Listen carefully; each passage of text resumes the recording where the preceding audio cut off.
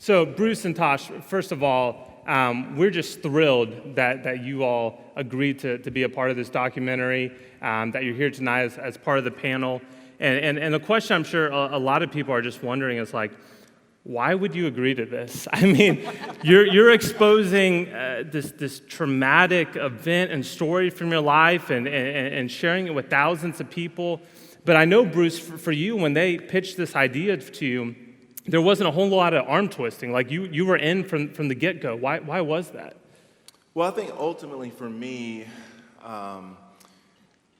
it's not my story. I think what makes the story work is the redemptive aspect of that, and I didn't redeem myself. And so ultimately, I believe this is God's story.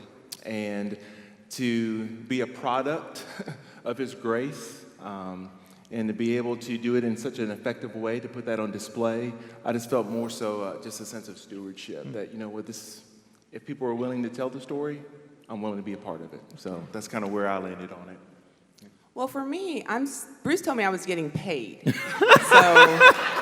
I'm here to collect my check. It's in the mail. It's in the mail. It's coming. Okay. Well, second to that, I will do anything for my siblings. And the fact that Bruce was willing to participate and be a part of this let me know that this was big. Because it's not something that we share, openly. And so when he called me and told me this awesome thing that was happening, I was so surprised, first of all. I was immediately, absolutely, hopefully our story will touch someone in a way and help you, and you will know that there's life goes on. We can continue. So now, was this something where you guys felt like if we don't have all four siblings joining in, we're not going to do it, or we're okay if it's just a couple of us? How was that process of getting the whole family on board? Yeah, initially, I told the team that I don't know how my family will respond to this, how my siblings will respond. Again, this is not something we all get together and we talk about. Even though we talk about it, individually, it may revisit itself. So just calling each sibling one by one and just kind of throwing it out there, there was not a lot of pushback or trepidation. They were immediately kind of on board, which is amazing.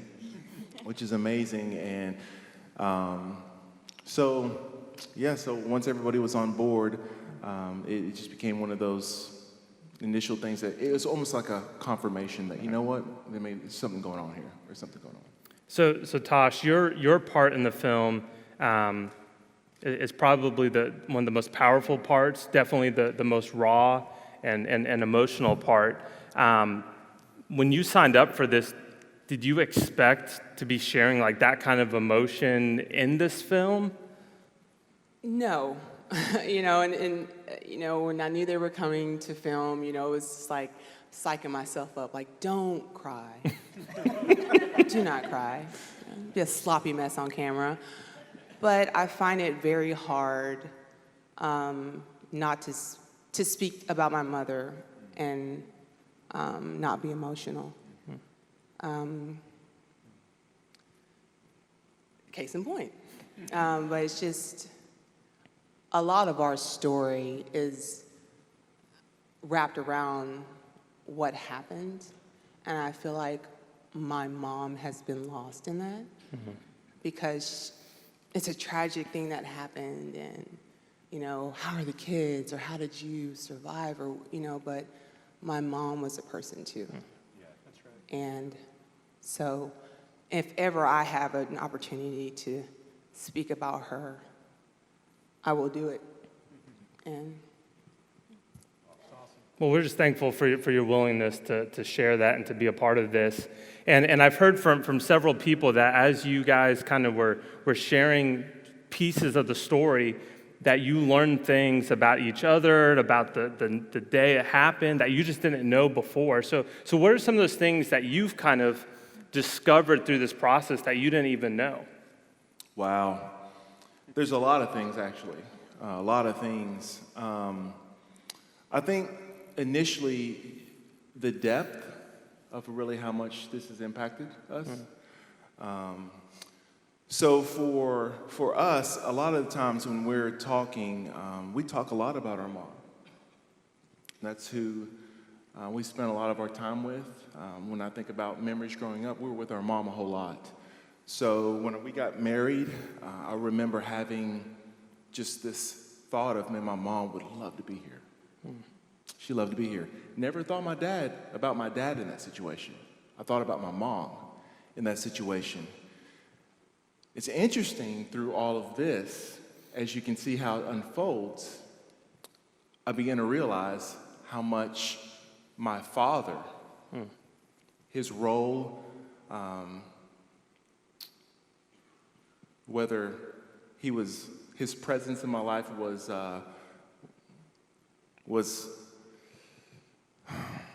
he was physically present. He wasn't really there, but it's really had an impact on me more than I think I'd like to admit. We all know that fathers are important, dads are important. We know that. But I really realized how much I missed having a father. So that was something that got teased out throughout all of this. One, just with Tosh, just the depth, again, of, just how this tragedy has really impacted her. Again, it just really got underneath the surface a whole lot more. Through this, we also were able to see crime scene photos and things of that nature, stuff that hasn't been uncovered for 37 years of my life, and just things like that, that really, just an intense week of tracing your past. So those are a few things.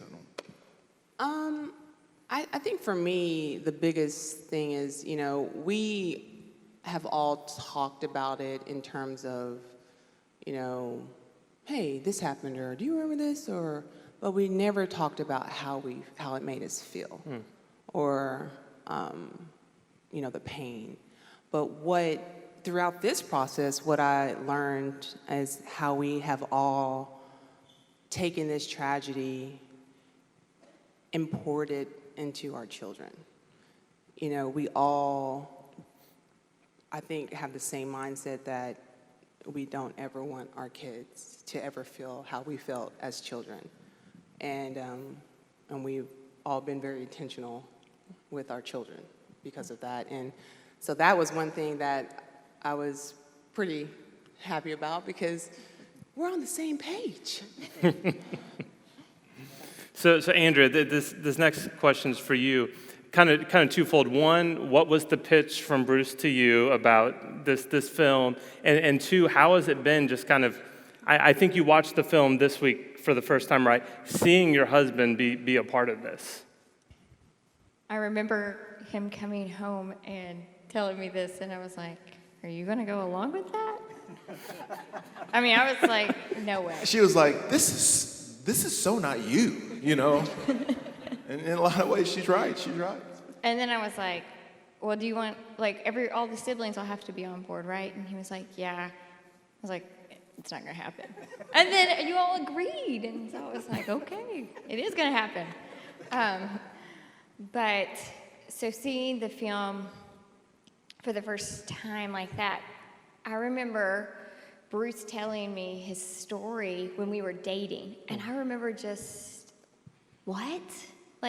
Just this confusion that I didn't even want to question him. Were you ever mad? Did you we just didn't talk too much about it. But I was thinking through, I've never heard him say I'm upset with my dad or I was angry, and he never has. He's always said I love him. And so, but seeing the real emotions going back and the process of it all, it was hard, but it let me see how it shaped Bruce into who he is. God redeemed him, he restored him, and that has impacted how he's a husband, how he's a father to our kids, and how he's a follower of Christ. I mean, he is looking for ways to share the hope of Christ with anyone who will listen. And he's so, it really has showed and impacted just those things about him.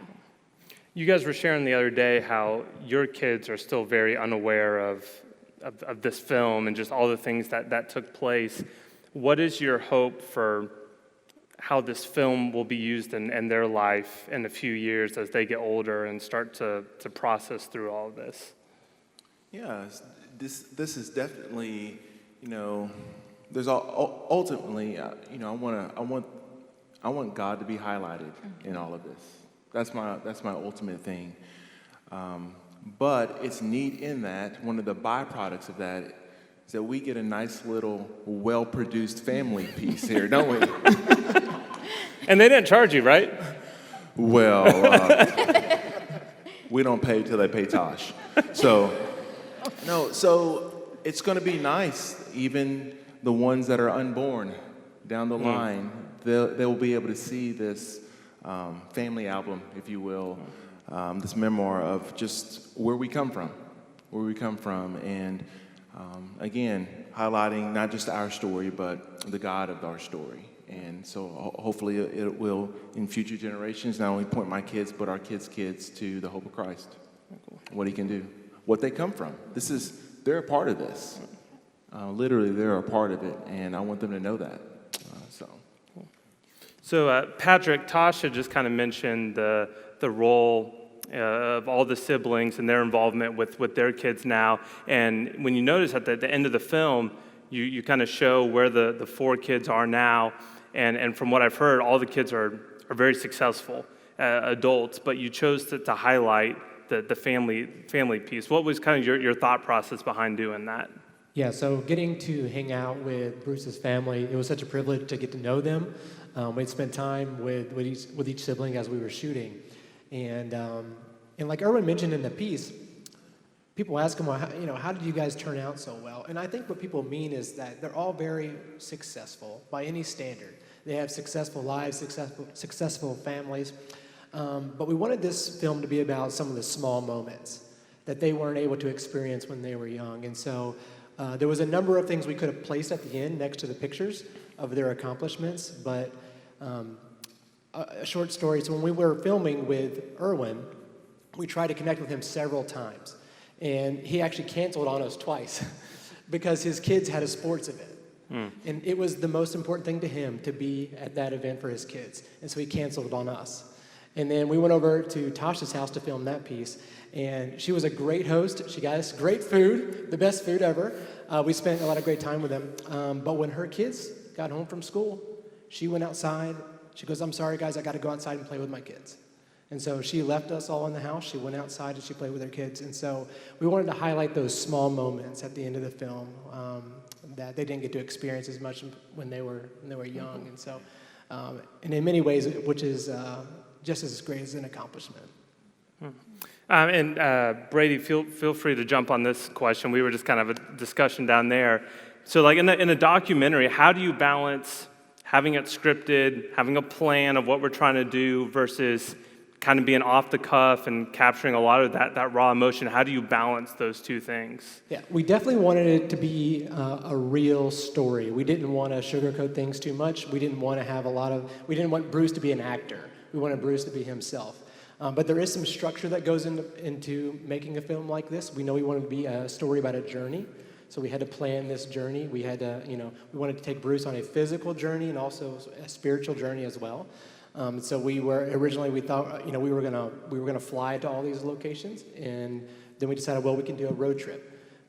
We wanted Bruce to be engaged in the story the entire time and have a lot of time to think. And to drive all the way up to Kentucky is a lot of time to think. And so we wanted to kind of put him in that place so we could get these really natural reactions as we went along.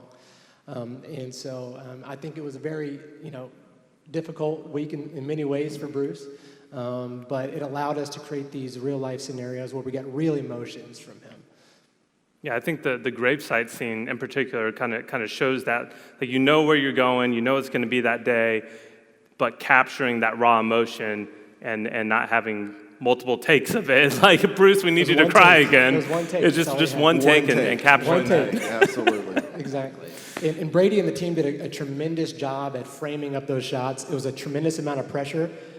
Bruce is our friend. We're not going to make him, go through undue stress in this process, but we do want to tell the story. But Brady and his team were just brilliant in capturing those moments and those one-of-a-kind moments that cannot be reproduced. So it was fantastic. So one of those unscripted moments I've heard you all reference several times is involving a guy named Freddie.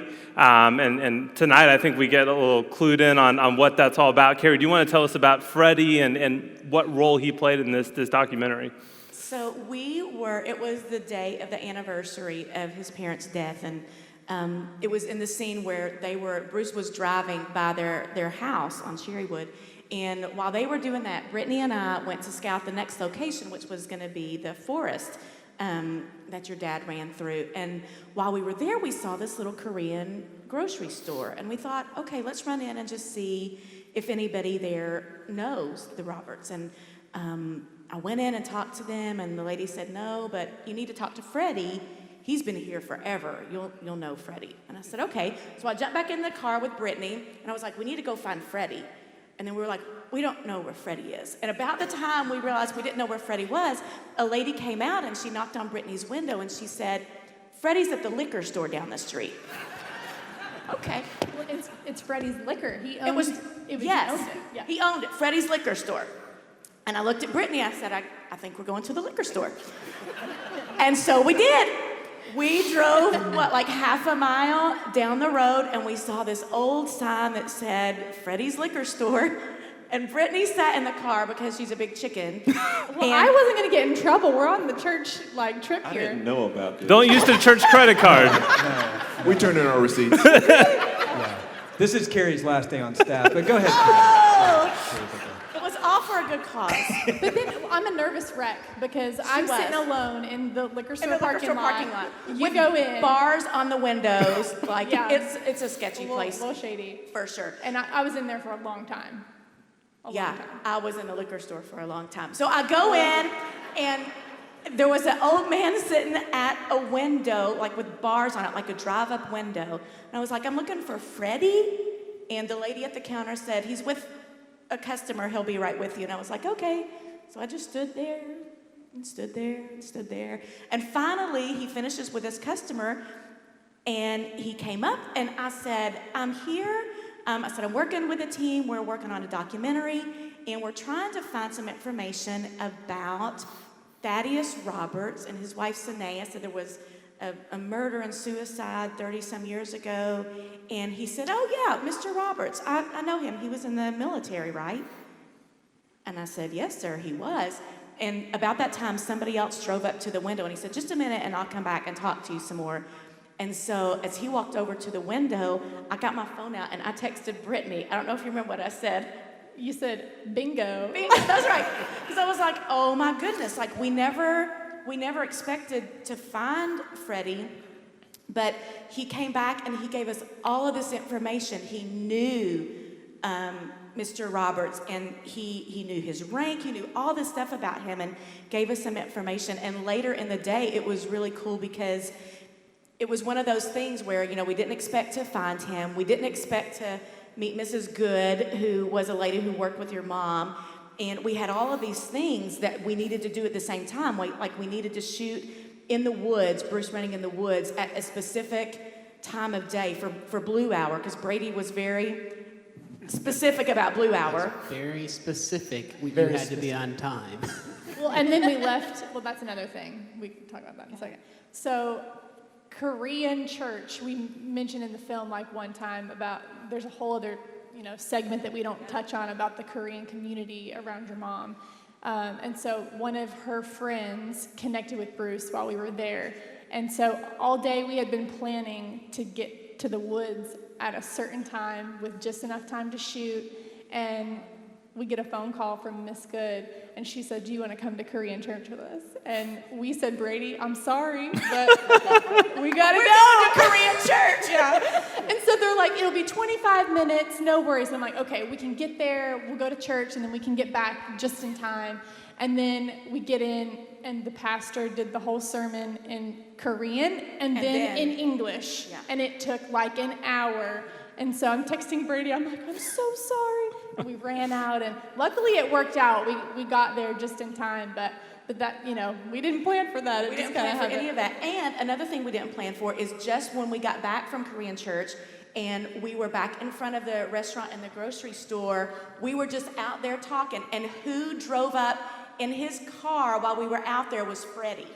And so Freddie got to meet Bruce, and they talked for a few minutes, and I think Freddie even gave you his card or something. He did. Yeah, it was just Tried one to of sell me a those- car. I'm sure he did. But it was just one of those things that we could have never, ever planned or scripted. And then he's the one who gave us the location of the restaurant. So that was one of the things that in planning you were trying to find. We couldn't locate this Korean restaurant because it was no longer in business. And then he's the one who told us. And so when we were en route, I called Patrick and I was like, "You're not going to believe this, but we're standing outside the restaurant." And we were able to pull in, and that whole scene kind of unfolded that way. But Yeah, see, I didn't remember the restaurant. Really? Yeah, I didn't remember the restaurant, and I remember Patrick saying, "Bruce, do you know where we are? This is actually the site." And I'm thinking, but I knew it was near the Oriental store. I knew it was near there, so I thought, "Oh yeah, it's right here." And Patrick's like, "Actually, Bruce, it's over here. This is where." So, in seeing that, I was surprised that my reaction wasn't more emotional. But we did the cemetery scene that morning, early in the morning. So it's dark, early in the morning. And I literally, later on, I told Patrick, I said, "Man, I think I was just literally cried out, man. Like I just didn't have anything." But now when I watch it now, it impacts me a great deal. But now when I watch myself on the screen just talk about it, this is the door and this is where, and I'm just talking about it. I was wondering, because I was like, you were just going through this like it's a presentation. But that's what's going on. That's what was going on. I'm ashamed of myself, actually, as I watched that. So. Now, is this the first time you've been to a lot of these places since you were a kid? Well, the cemetery I've been back to periodically, but it had been a while. But the restaurant in the woods? The woods, not since I was a child. Wow. And the restaurant, apparently not since I was a child. So, no, this was a retrace, going back. Well, this was a film that obviously required a lot of different roles and jobs and responsibilities, and what made it very unique was the extremely condensed timeline. And I don't think I can really explain that. Maybe one of you just want to chime in how long this would typically take versus how long you actually had to pull this off? I remember sitting in our offices back here, and I know how long it takes. Which it takes is what? a lot longer than 4 months or whatever. A year? Yeah, probably a year. Okay. And I just sat down and just asked him, and I've worked with BJ for several years, and we've done projects together, and yeah, it's more than 4 months. But Patrick you said back there, yeah, we can do it. Okay. I was new on staff. I can't say no to the first thing they asked me to. You've been here like a week. Yeah, we can do that. Yeah. Cool. So we want to show you just kind of a quick behind the scenes of what's been going on the past few months to get us ready for tonight. So give the screens a look.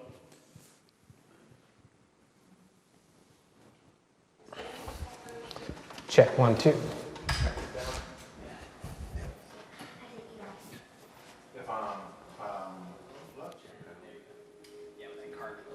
When I get a meeting together and I start with the phrase, this might be a stupid idea, but that's how it all started. So Jason came to me and he asked me if we can do a feature for Christmas because we couldn't do our Light Has Come musical because of COVID. Could we make something video, music videos, testimonies, 30, 45 minutes long? What if, and that's when it started, what if? Could we place it on TV? I don't know cost, I don't know what this will take. I know the time, and I know we're out of time, but we can do this. That's something that I felt like this church has always had the potential to do. We just didn't really have all the right pieces in place. or the right story at that time. And so I believe that there is incredible power in being able to tell stories through video, through film, that can reach a segment of people that typically a church can never really reach. The first time I heard Bruce's story was at my house. We hadn't been here very long, and Bruce and Andrea had just moved their family down, and we were just talking, and she was like, did Bruce tell you about his story yesterday? And kind of in a way that, maybe he shares his story a lot, and I was like, no, I don't think we heard about it. And so we just sat there and had a conversation about all the things that had happened to him in his life and his childhood. And I just remember my jaw being on the floor the entire time. Because when you hear the things that happened in his story, and then you put it into context of where he is today and the way he is with his family, you almost don't, it doesn't compute. When we heard Bruce's story from him firsthand, instantly the gravity of that story surpassed any of the other stories that we were considering using. And all of a sudden it became, hey, let's do a feature with 2 or 3 stories, to we have one story, it's Bruce's story, and it's gonna be the entire feature. When we asked him to take a week of his life to shoot this story, he didn't have to think about it. He said yes. When we told him that we wanted him to take that week and not just film it here at home where he could sleep in his own bed and be with his wife and children every night for a week, he didn't bat an eye. He just said yes. When we asked him to go to the cemetery where his parents are buried on the day of their death, he said yes. It definitely makes it harder being friends and knowing them and their family and their kids and loving them to go through this type of process with somebody, because it's not just a random person. I see him going through this interview process and filming, and I mean every single day I feel like I was in tears at some point. You're overwhelmed with what's happening, and you're overwhelmed for your friend and for what they had to go through. In a process like this, it is so difficult to be open with the truth in a real way. We naturally want to sugarcoat things that we say. We want to put a nice shiny bow on the things that we say in our life experiences. Even if you're willing to share, you're not willing to share everything. You stop short. And I never felt like Bruce or his family through this entire process stopped short. I felt like they were willing to share even the most difficult things with us. This film communicates a real story that every single one of us can relate to. Even if we can't relate to the depth of the tragedy that Bruce and his family experienced, we can relate to the brokenness of this world, and we can relate to the pain and the trauma and the adjustment that was required, and ultimately the healing of Jesus. So, in terms of our church culture, we want to be a place where people can come and connect with the gospel through real people and an authentic faith. And then secondly, everything you see in the Nothing Wasted film is original to Bell Shoals. I mean, even the music that you hear as background music to those of us who aren't in this business every day, just what appears to be just a subtle passing kind of sound in the documentary, that was written by our team. It was recorded by professional musicians, captured and put into the film. And then of course all the filming, the editing, the storyboarding, the research that our creative team did. It's just so phenomenal to see a project like this that's so far-reaching, done with such excellence, and literally 100% of it done by Bell Shoals. Trying to get these cameras more on top of each other. So my role on this project was cinematographer and editor, and along with my co-DP Ryan Sanderson, we were in charge of lighting the scenes and capturing the action, and really in charge of kind of shaping the story through the lens of the camera. Go ahead. See that? The skipping on the pavement is what I'm going for. Yeah, that's a great. Super nice. The challenging thing about a cinematic documentary is that it is first and foremost a documentary. So Bruce's story is unfolding in real time in front of us. So telling that in a cinematic way is challenging for a cinematographer because we have to react in real time as far as lighting choices and our composition and how we place Bruce in the frame to evoke that same emotion and communicate the emotion that we're feeling on set to the viewing audience. Hey, sorry. Welcome. Okay. There's that. Thank you. So it's like it's Soltasta, but it's like it's kind of random. There's like a little ricochet effect. Okay. Does that make sense? Yeah. So music, particularly live music, completely can transform and bring a movie to a whole different level. And so the vision of this film is that, I would create a lot of tracks where I would just sit right here and play out piano parts and pads and, various different elements and percussion. But there's something about strings in particular that can evoke an emotion. It's beautiful. It's incredible because in one sense, they can create tension and then beauty almost at the same time. It's very hard to articulate. And when a player holds an instrument in their hand and they begin to play, that emotion that they're feeling from the music suddenly gets translated through what they play. And so having the privilege of being able to use live players on top of the tracks that we recorded here, really, it just added so much more to the music and so much more emotion that I feel like just really elevated everything that we did. And it really was a collaborative process. Jason helped with charts, and we had Jonathan Willis and Josiah Stroud who played guitar and added to this. Everybody got to be part of this and to experience, the story in that way. When you come into contact with what God does in our lives in a real way, not in an artificial way, not in a exaggerated way, but when you come into contact with what God has done for us in a real story with a real person, you're impacted.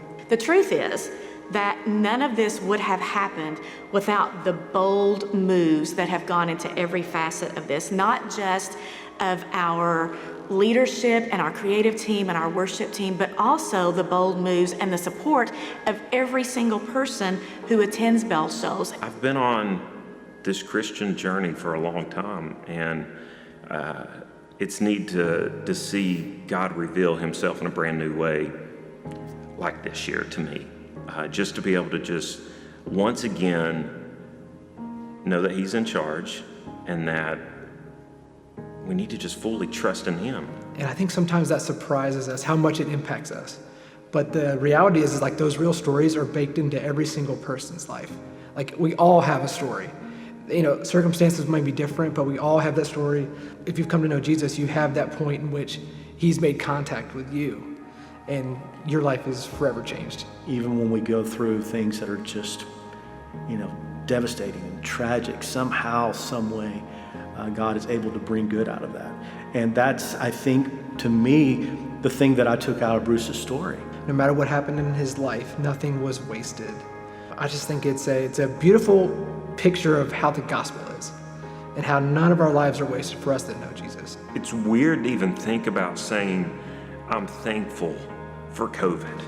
We have the opportunity to reach literally thousands upon thousands of people through our creative team, and I'm very excited about the future and seeing future projects like this and even greater projects, because no doubt the Lord will use our efforts to reach not just West Central Florida, but literally people all around the world through these creative efforts.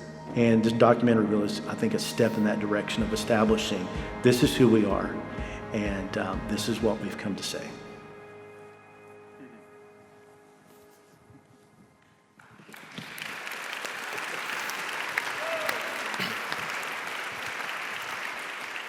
Jason, one of the things I really appreciate about you is just kind of how open-handed you've been this year with Light Has Come, something I know that you put a ridiculous amount of time and energy into every year. And when you realized it wasn't going to happen, rather than being defeated or frustrated, you're like, okay, well, then what are we going to do? And when we started moving in this new direction, I know your heart was to keep choir and the worship ministry involved as well. And the song "Nothing Is Wasted" that kind of came out of that. Why don't you share a little bit just about the process of incorporating the choir and writing that song that was just such a powerful ending to that film? Yeah, and just knowing, we were sitting here last year. Some of y'all weren't, half this group up here, not here, but we were meeting and doing this presentation called Light Has Come, and our plans were Light Has Come this year. We're going to finish it out one more year. And, I said in that video, it's weird to say I'm thankful for COVID, but, we're sitting here now with this film, getting ready to be on TV in front of thousands and thousands of people. I would have never thought this if that wouldn't have happened. And but I remember getting on a Zoom call with all of our choir and orchestra and just saying, here's where we are. And I'm not sure what November and December look like. This was back in June or July, around July, August. And I said, we're going to do something a little different, something we've never done before. But I'm just trusting in God, and God's going to use it. And I know y'all are going to be on board with this. And they were. And I told them I want to do a music video. And we didn't really have the whole story at that point. We were still interviewing people and just trying to find out exactly what we were going to do. And so I told just a small clip to our choir and orchestra and told them kind of what it was going to look like. And I just remember the next day and the next day after that getting several phone calls and emails and texts from different people in the choir saying, man, I'm pumped up about this. I'm excited. This is great. And our choir was on board with it. And I knew we would do a music video that we played at the end there. And that song came about. I remember Bruce sitting in our offices, and I was hearing the story for the very first time, as you all were, and I had my notepad, and I was just making notes, and Bruce said something. I mean, we're probably an hour and a half into talking with him, and he references it in the film as well, but just to the fact of, my whole life, if this is what it took for me to come to know Jesus, I'd do it all over again, or everything that God did in my life, nothing was wasted. And he said that phrase right there, and I was like, that's the name of the film. That's the name of the song. And you all went to Kentucky, we filmed, and you brought back all the footage, and I sat in my office.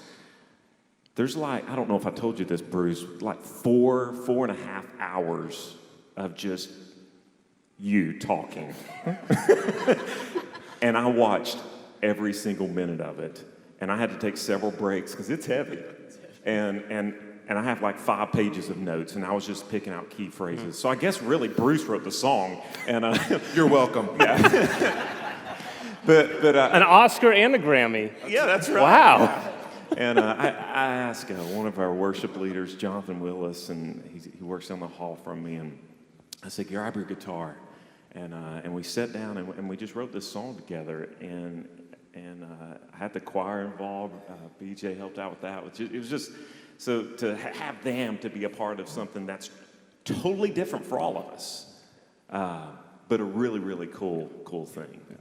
So, BJ, I know you wrote probably the majority of the music for this, and I know you've written music for TV shows and movies, but I'm sure this was very different. How was this type of project different than anything you've done in the past? Oh, that's a really good question. So TV is much different than movies because, the way that you write for a TV show is usually a little more over the top. Movies, you have a chance to kind of draw out and work out your themes and all that. Documentaries are altogether different. And for me, this was a first because this is the first time that I worked on a documentary where I knew the person. And it became very personal to me. As I've gotten to know Bruce, he's a terrible basketball player, but he is a wonderful guy. And I'm sorry, I have to get my jabs in when I can. When I can. But it's true. Well, it's true. No, it's just being around knowing that the person I'm watching on the screen is the same person when we play ball or we go out to eat. Like there's not two different personalities. He's the same on the screen as he is behind closed doors. And when in a documentary like this, when a person really allows himself to become so vulnerable with their story, and I don't know that most of us probably can identify with this, but the lack of self that it takes to be able to put yourself out on the line like that, and for people to experience that part of you that you would probably rather keep buried and not even want to talk about or share, to be able to do that, I think it's something that only takes the grace of God that helps you to be able to share that story. And so as Jay said, it was heavy at times. There's times I would just go out and walk around in the hallway like a zombie because I was like the things I would hear. And there's a certain level of respect that you want to make sure that you pay to the story. In particular, I remember the scene with Tosh and Bruce talking in the backyard. That took me a long while to work through because I could feel I in no way understood, but I felt the pain and I felt that the hurt. And I'm an emotional writer, so I feel the emotion and I internalize that. And I don't sleep well. And so, through the night, I'm processing all this and I'm thinking through it. And, I go in and I play and I write and I walk around and tell myself it was terrible. You need to go back and do this again. And I go back and play and write, look at it and think, oh my gosh, your mom would be embarrassed. Go try this again. And, and I cry and I weep and whatever, and it truly is a difficult thing, but yet what an incredible blessing to be able to share in that part of the story. It was an honor to get to do that. So Brady, you're one of our newest staff members here at Bell Shoals, and you're serving in a role that we've just never had before as a full-time videographer. And I think some people are like, how does somebody do videos full-time? And then you see this production, and you realize, wow, like the way that videos can convey and tell a story, and especially in 2020 and so much is digital now. So what role do you see in video being almost like the primary way that we tell stories nowadays? Yeah, that's a great question. Well, obviously, Bell Shoals has really always been about telling stories. And I think that I'm rather proud to be a part of a team who has identified video as being one of many great ways to tell stories. So as a cinematographer, my job was to capture on film Bruce's reaction in the story in real time, and to work with my co-DP Ryan Sanderson to kind of capture those moments and then take it back to the edit bay and kind of piece together the puzzle pieces along with Patrick and our assistant editor Heather. So it was, you mentioned the timeline. That was one of the moments to me that was very evident that God was in this. Because we had talked about, I remember dropping the rental car back, and we were looking through the footage, and we captured about 40 hours of footage, and I was talking to Patrick, and I was like, man, we need 350 hours to put this together, and we have about 2.5 weeks. And how many gigs of data or like footage? It wasn't like a terabyte? Roughly 10 terabytes, I think. Yeah, just a massive amount. And to me, just based on my experience and knowing we needed about 350 hours, I looked at Patrick and I said, man, this is awesome, but the math doesn't add up. This is not possible. And somehow together, by the grace of God, 3 weeks later, we had a rough cut. And to this day, I don't understand how that's possible. But many, many stories like that. I mean, we have credits rolling at the end, but I think we would all agree those don't deserve to be there. We owe all the credit to God. Brady and his wife have been an incredible addition to our staff, and I'm going to be a big part of the future as we continue to tell stories this way. So Brittany, something that several people have referenced is how this documentary was unique, where they're working on this project, but the project involves people that they know and that they're friends with. So how did you balance that, like the project aspect versus the people aspect, as you kind of work through this? I cry behind my camera for real life. Every day, I know. multiple times a day. Yeah, you feel every bit of it. You just feel every bit of it.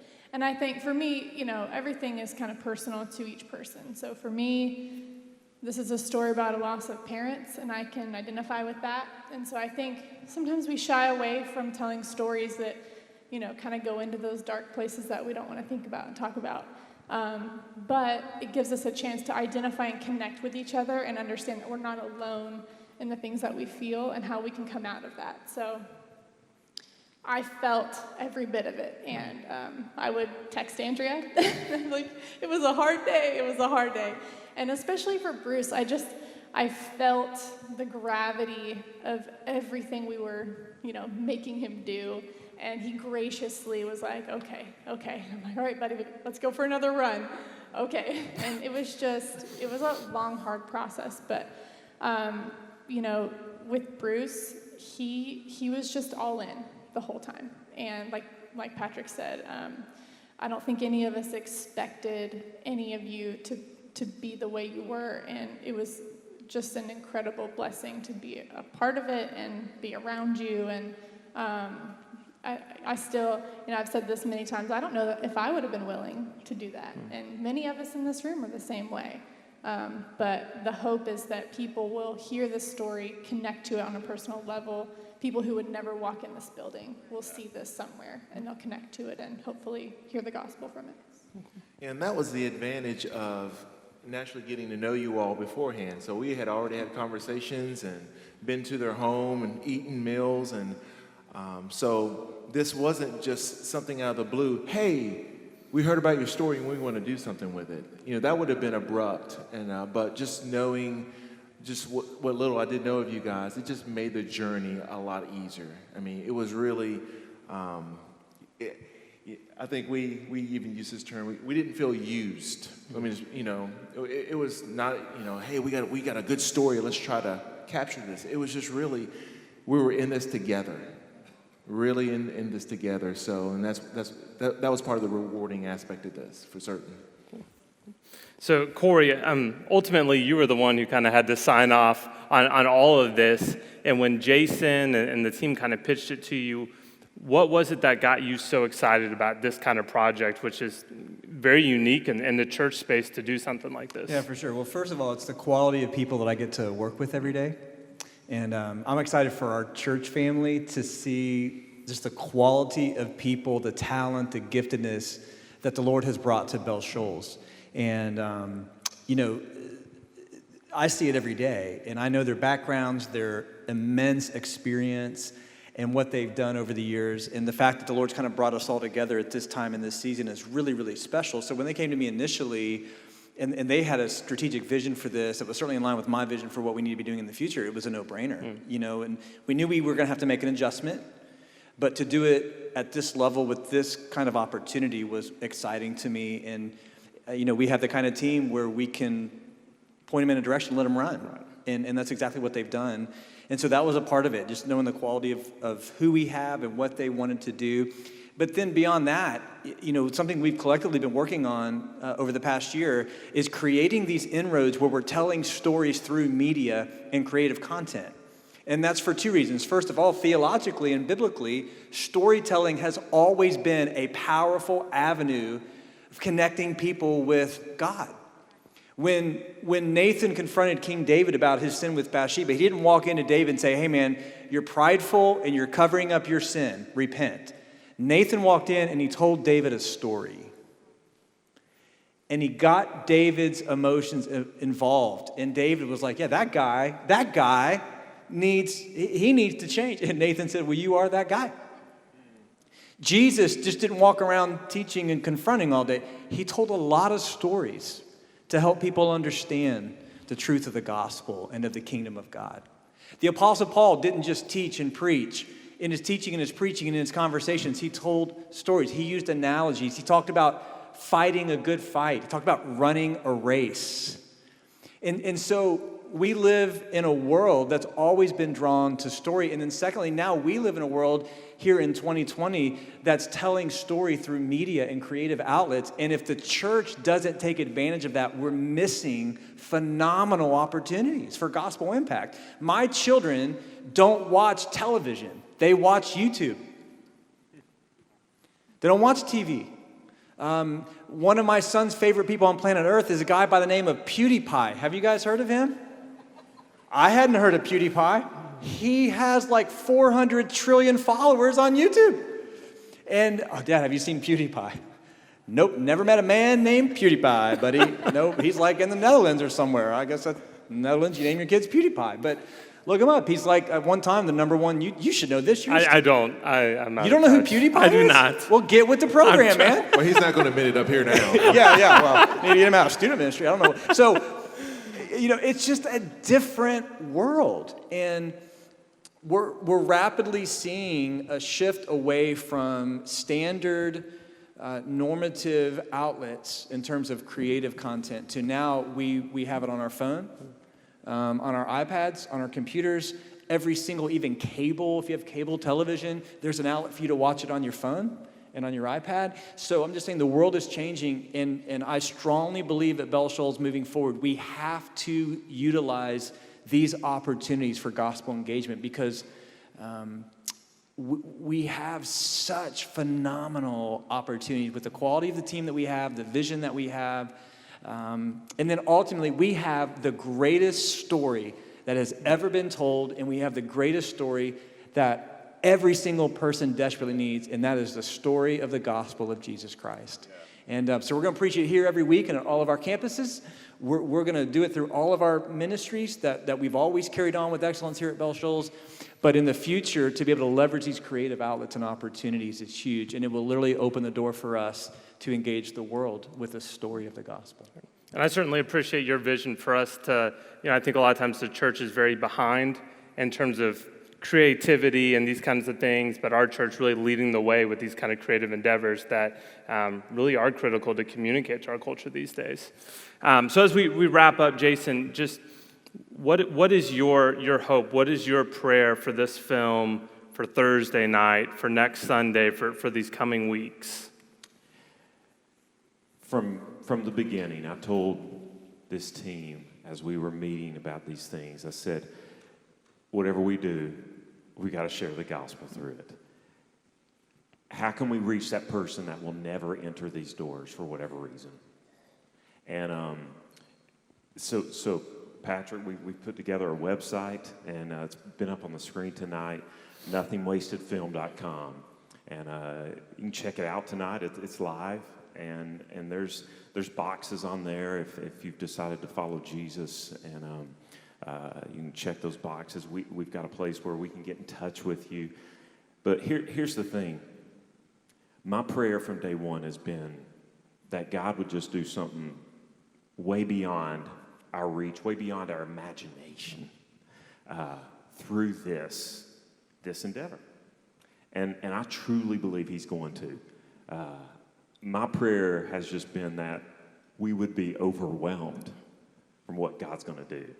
And so I'm excited to see what's going to happen this Thursday night, 7:30, when it shows on TV, and then next Sunday night when it's going to be all over the place. And that's where I really think it has even almost more potential than Thursday night does. Yeah, and that's, we need your all's help with that, to share that, and have watch parties, whatever, on Sunday night.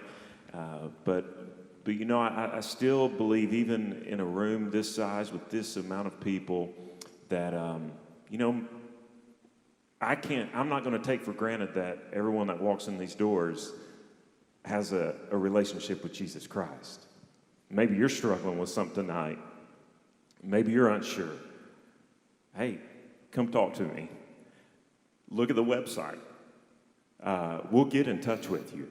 And my prayer is that you just know Jesus and make that decision to follow him. And I'm starting to preach now. We might need to BJ to Pat or something. But that's my prayer for this. That God would just use it. I'm just grateful. I'm just thankful that we all have an opportunity. You all, this is all of us. That we have an opportunity to do things like this. So I'm thankful. Very cool.